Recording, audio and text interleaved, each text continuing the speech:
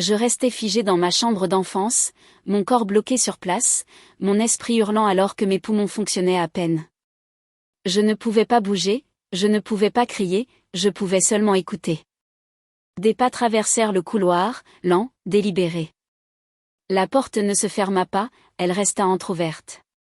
Depuis l'obscurité extérieure, ma sœur chuchota d'une voix calme et posée, « Fais juste en sorte que ça ait l'air naturel. » Un homme que je n'avais jamais vu auparavant entra dans la pièce, se pencha sur moi et prit mon pouls. C'est à ce moment-là que j'ai réalisé qu'une chose bien pire que la mort était en train de se produire, car peu importe qui il n'était pas là pour me sauver. Je gisais figé dans ma chambre d'enfance, incapable de bouger, incapable de crier, mon corps lourd comme s'il ne m'appartenait plus. J'entendais tout, les pas dans le couloir, lents, prudents, intentionnels. La porte ne se ferma pas, elle resta légèrement ouverte. De l'autre côté, la voix de ma sœur chuchota, calme et contrôlée, « Fais juste en sorte que ça ait l'air naturel. » Un homme entra dans la chambre, un inconnu. Il se pencha sur mon lit et vérifia mon pouls comme si c'était une routine. C'est là que j'ai compris la vérité, ce n'était pas un accident, et la personne qui l'attendait ensuite n'était pas moi, c'était ma famille qui avait besoin que je disparaisse. Je m'appelle Camille, j'ai 37 ans, pendant la majeure partie de ma vie, j'ai appris à disparaître sans quitter la pièce. J'habite à Lyon maintenant, loin de la maison où j'ai grandi en Normandie.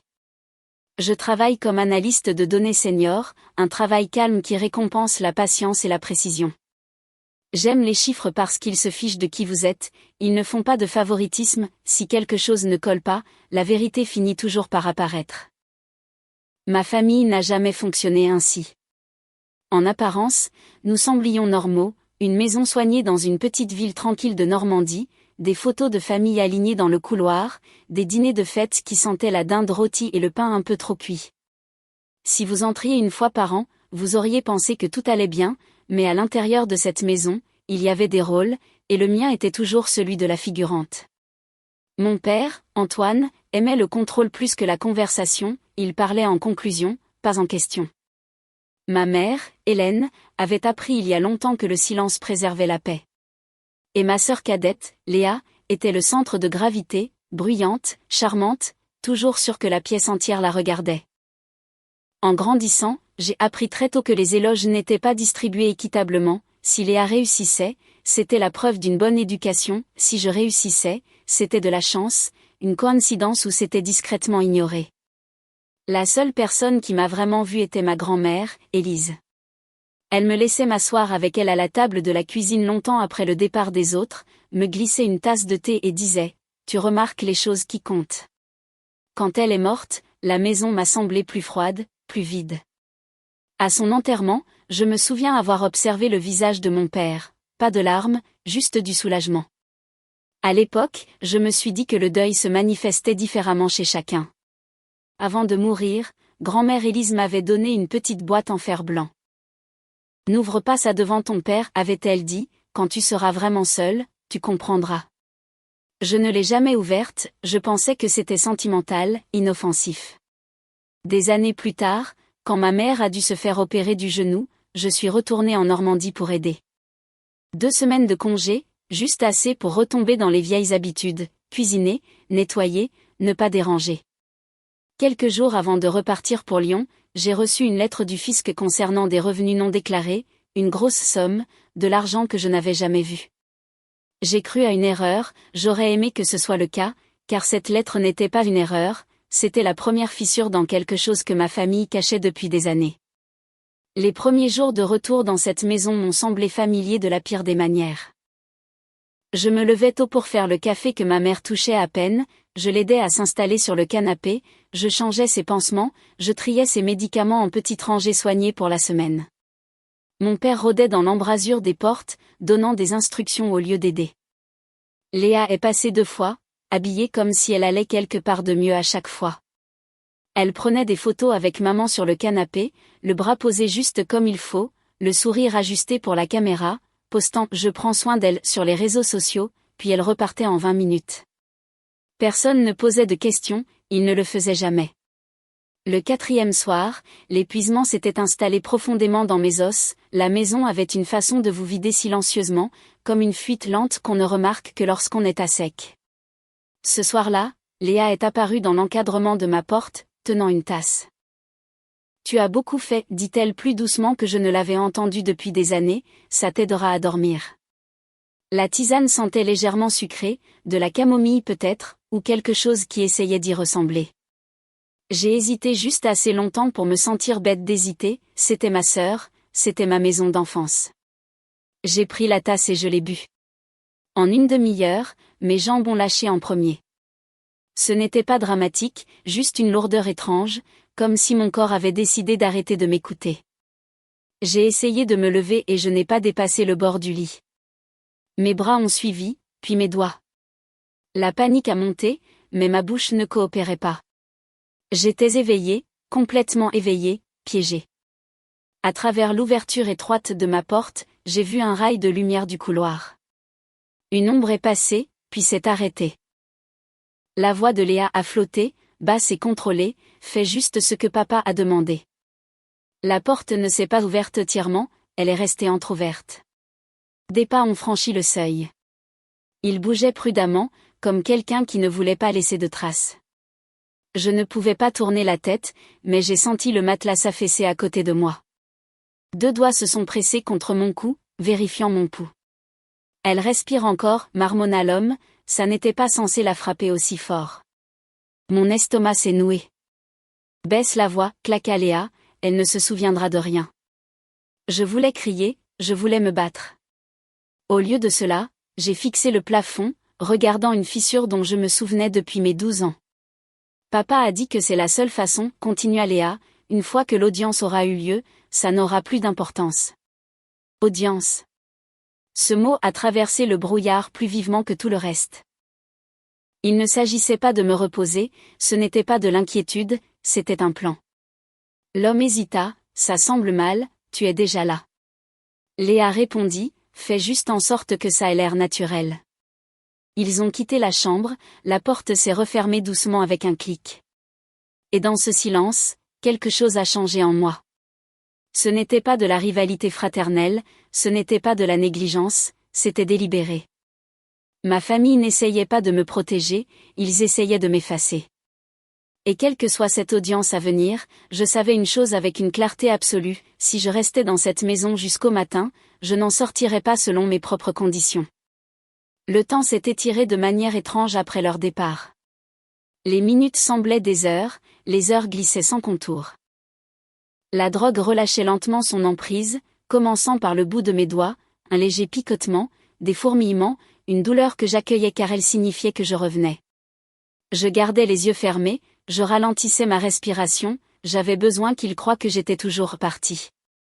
Quelque temps plus tard, la porte a grincé à nouveau, des pas plus légers cette fois.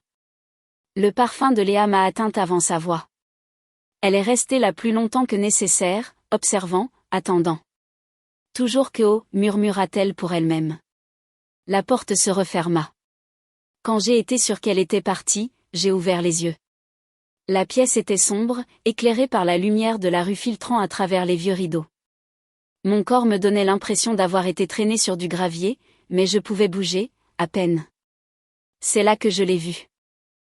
Sur le sol à côté de mon lit, à moitié caché près de la table de nuit, il y avait une petite carte blanche. Je me suis glissée hors du matelas, les jambes tremblantes, et je l'ai ramassée avec des doigts maladroits. Un nom, un titre, rien d'autre, détective privé. Mon cœur s'est remis à battre la chamade, cette fois avec clarté plutôt qu'avec panique. Léa n'était pas assez intelligente pour faire entrer un inconnu là-dedans, elle suivait des instructions, elle ne concevait pas les plans. Quelqu'un d'autre l'avait fait. Avant que je puisse réfléchir davantage, j'ai entendu la voix de mon père résonner dans le couloir, sèche, contrôlée, éveillée d'une manière qui signifiait que les décisions avaient déjà été prises. « C'est fait » demanda-t-il. Une pause. « Bien. L'audience est bientôt. Garde la calme d'ici là. » Calme. Mon estomac s'est retourné. Il ne s'agissait pas d'une nuit ou d'une erreur. Il y avait de la paperasse impliquée, des échéances, un futur où je n'aurai pas le droit de parler pour moi-même. J'ai attendu que la maison redevienne silencieuse. M'habiller donnait l'impression de bouger sous l'eau. Chaque son semblait trop fort, le parquet craquait comme des accusations. Je me suis glissée devant la chambre de mes parents, devant la porte de Léa, écoutant sa respiration régulière de l'autre côté. La porte d'entrée s'est ouverte avec un clic doux. L'air froid m'a frappé le visage. Je ne me suis pas arrêtée de marcher avant d'atteindre ma voiture. J'ai conduit pendant 20 minutes avant que mes mains ne cessent de trembler suffisamment pour réfléchir. Je me suis garée sur une petite aire de repos et je suis restée là, moteur coupé, respirant à travers le brouillard qui s'accrochait encore à ma tête. J'ai sorti la carte et je l'ai fixée. Appeler semblait dangereux. Ne pas appeler semblait pire. Le téléphone a sonné 3 fois avant que quelqu'un ne réponde. Grognon au début, puis alerte quand j'ai dit mon nom. Vous étiez dans ma chambre, lui ai-je dit, vous avez vérifié mon pouls. Silence. Vous êtes réveillé, dit-il, enfin. Vous n'étiez pas censé l'être. J'ai tout entendu, ai-je répondu, ma sœur, mon père, l'audience. Une autre pause, plus lourde cette fois. Alors vous devez écouter, dit-il, parce que ce qu'ils vous font n'est pas un problème de famille. C'est légal et c'est déjà en marche. J'ai fermé les yeux. Pendant des années, j'avais cru qu'être invisible me gardait en sécurité. Cette nuit-là, j'ai compris la vérité, cela faisait de moi la cible la plus facile. Et si je voulais récupérer ma vie, je n'allais pas l'obtenir en restant silencieuse plus longtemps. Marc n'a rien édulcoré. Ce que votre père a déposé, m'a-t-il dit autour d'un café plus tard ce matin-là, après m'avoir rejointe à mi-chemin, c'est une demande de mise sous tutelle. Si ça passe, il contrôle vos finances, vos décisions, même votre lieu de résidence.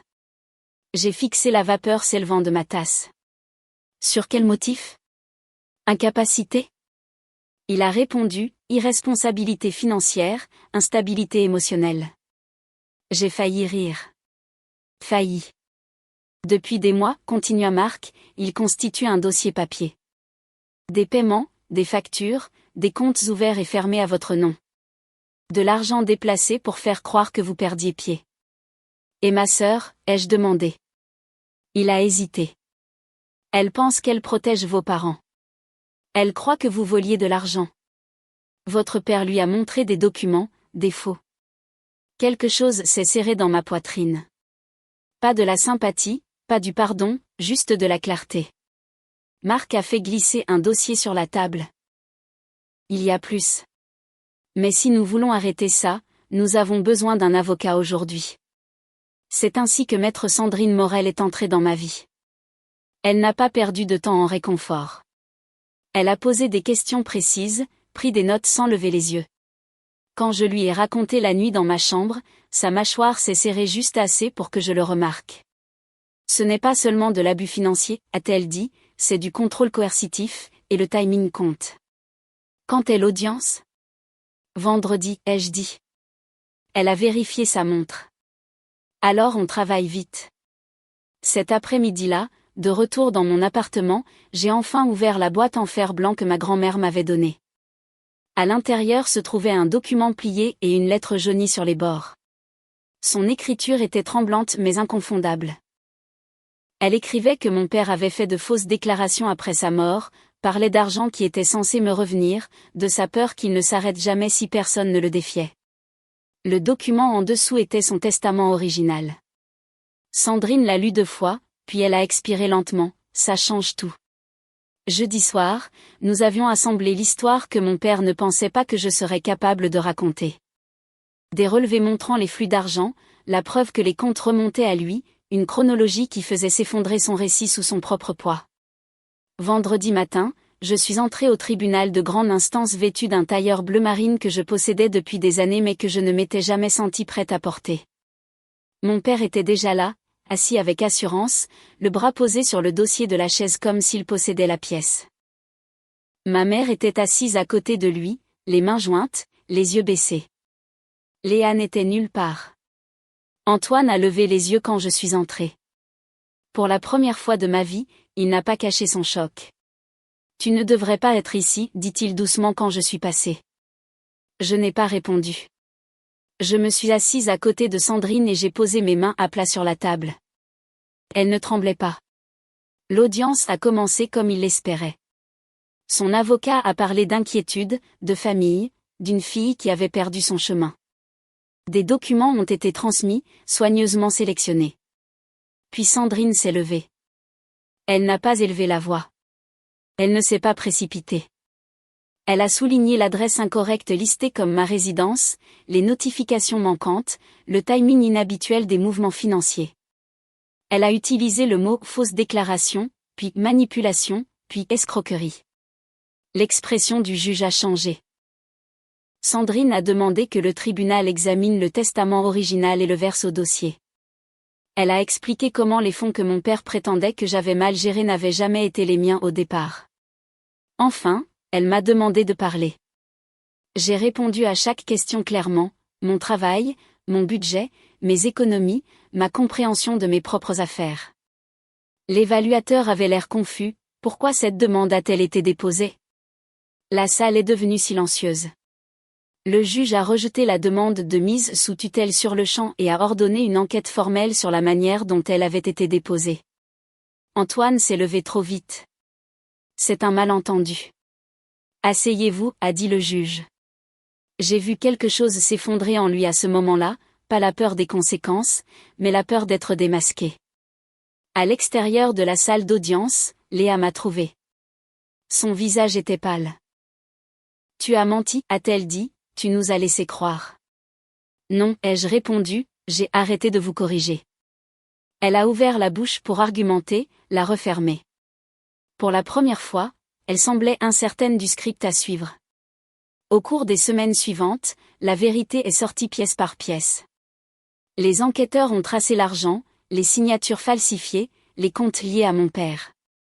Tout ce dont il m'avait accusé, il le faisait lui-même. Quand les accusations ont été portées, il ne m'a pas rappelé. Il ne s'est pas excusé. Il a prétendu que j'avais manipulé tout le monde contre lui. Lors de son jugement, il a parlé une fois, « Ma fille est instable », a-t-il dit, « elle a toujours été jalouse ». Le juge a écouté, puis a répondu calmement, « Les preuves suggèrent le contraire ». La peine a été prononcée, une longue peine. Le cas de Léa a suivi. Le tribunal a reconnu son rôle et sa dépendance à ce qu'on lui avait raconté.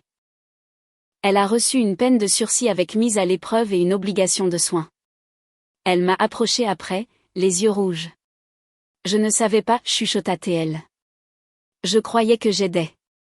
Tu n'as pas posé de questions, ai-je dit, c'est ça qui compte. Elle a hoché la tête comme si le poids de cette vérité avait finalement atterri. Quant à ma mère, elle n'a rien dit. Elle a regardé, et pour une fois, son silence n'était pas une protection, c'était une conséquence. Je me suis tenue seule devant le tribunal quand tout fut fini. L'air était piquant avec l'hiver. Je m'attendais à me sentir victorieuse. Au lieu de cela, je me sentais stable. L'encadrement de la porte cette nuit-là ne m'a pas fini, il les a révélés. Et pour la première fois, je ne partais pas en étant invisible. Les semaines après l'audience se sont déroulées calmement, comme si le monde expirait après avoir retenu son souffle trop longtemps. L'enquête s'est déroulée exactement comme les preuves le prédisaient. L'histoire de mon père s'est effilochée sur papier d'abord, puis au tribunal. L'argent qu'il prétendait que j'avais mal géré a été retracé jusqu'à des comptes qu'il contrôlait. Les signatures falsifiées ont été confirmées. Le schéma était impossible à ignorer. La condamnation est tombée par un matin gris, assez lourde pour qu'il soit clair que ce n'était pas un malentendu ou une dispute familiale. C'était un crime. Quand ils l'ont emmené, il ne m'a jamais regardé. Pas une seule fois. J'ai réalisé alors qu'il ne l'avait jamais vraiment fait. Le sort de Léa a été différent, probation,